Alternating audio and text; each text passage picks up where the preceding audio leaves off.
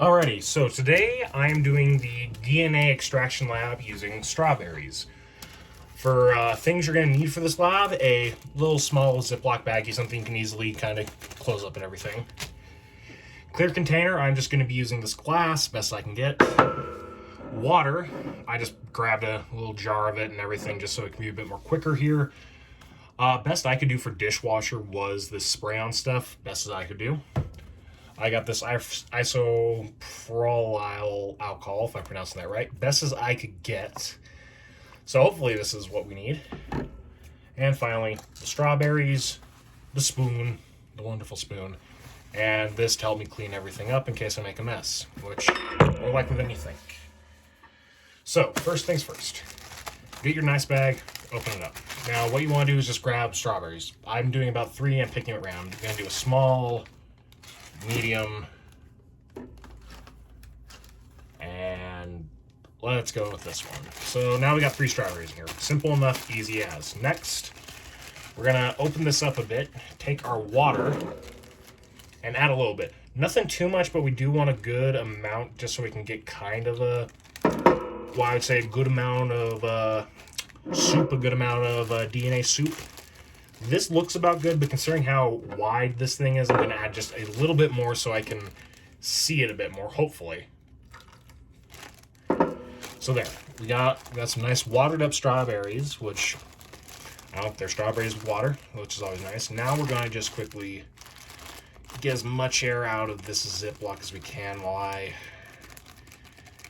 get this ready to be closed off from as much air as I can get it. No matter what I'm doing, I'm probably going to have like some air pockets and everything, but I am not a machine. Well, I'm a biological machine, but I'm not a mechanical machine, so shh, don't tell anyone. So now we get the, first you want to make sure this is closed all the way, because then you'll get water blowout. I hear that is a very prominent issue. Gonna clean that up. No one likes a wet desk, especially in your computer. Double and triple check. Do a test. Nice little test. Hey, we're good. Now the fun part. We got to crush the strawberries. And the reason why we're crushing these things up and basically rendering them into a nice pulp is because right now they're just normal strawberries. They're basically what nature intended. This is what your average strawberry is going to look like because, you know, that's how its DNA was set up. All that fun stuff. And everything. But as I break this down, besides obviously, you know, mashing up some berries and everything, I'm also breaking down the cell walls in a very physical sense here. So basically, this water is beginning to get all of the DNA, all the kind of cell guts and everything. That's all coming into here. It's going to make a nice little pink looking water if you get a good enough squeeze and everything. Some of these berries are a little more not ripe than others, so I'm going to give it a nice puree, everything, make it good, as good as I can get it. I'm going to keep this over here in case of a blowout. And there we go. We have our strawberry gut juice and everything. This is basically a mixture, but besides the remains of the shredded, you know, strawberries here, we got all this nice DNA and everything in here. So, next is going to become a very rough part. It's going to be opening this and getting all that nice water and everything into here while trying to keep the majority of the bigger chunks out. We don't want anything big. I mean, if like small little bits get in, there's nothing I can do about that. So, again, kind of just close this one up a bit, just so I can try and control the flow. And, well, I'm hoping to God I don't make a mistake here. There we go, and I'm going to scoop out all the excess,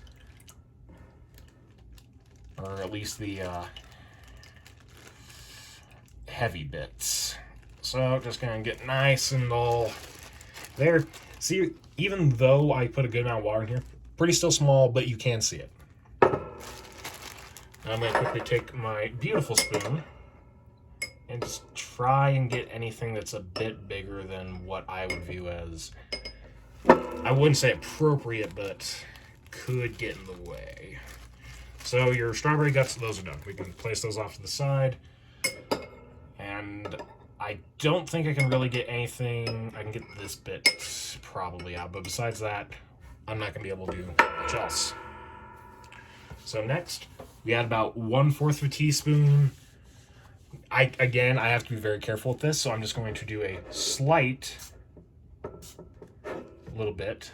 I'm going to kind of raise that there. Nothing much, and then just stir it all together. I'll move this for you. So what we want to do is get it to a nice consistency where it's all foamy. At least that's what I can vaguely remember from all this. So get it all nice. This could take a couple seconds as we do this. It didn't really tell me what the, like, if there's a time frame. All it said was mix well. So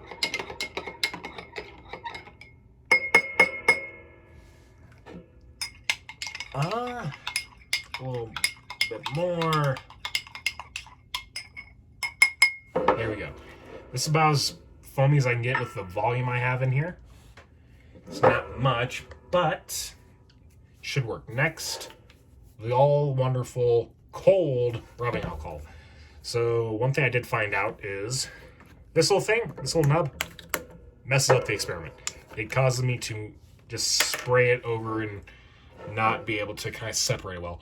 So the good thing about this is that now that we have this nice little bit of basically soap and DNA mixture here, but that's going to begin dissolving because that works. But this stuff is basically like oil to DNA.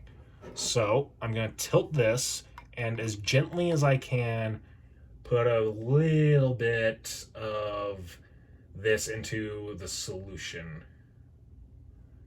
So you want to do it on the side. It's really important that you do this to kind of make as much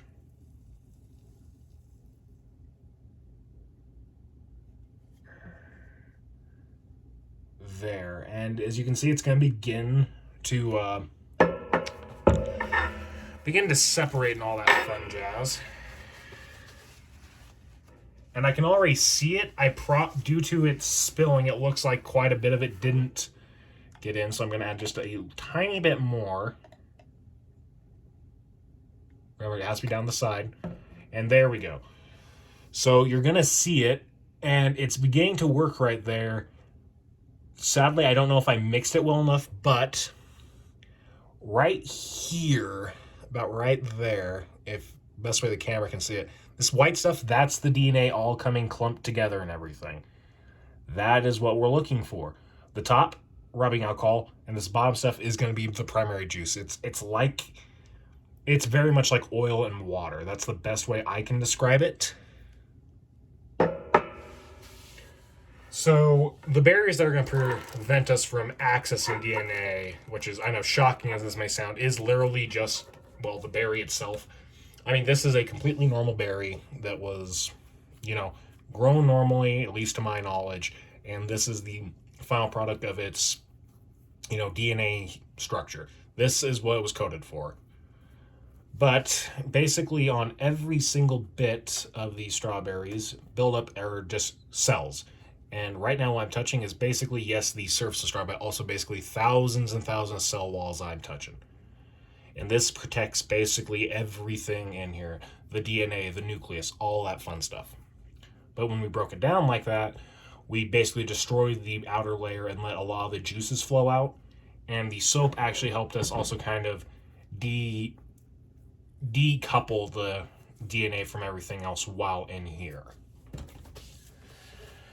And the way that we're removing the DNA, of course, is through basically rubbing alcohol, which is acting more like a oil a la water.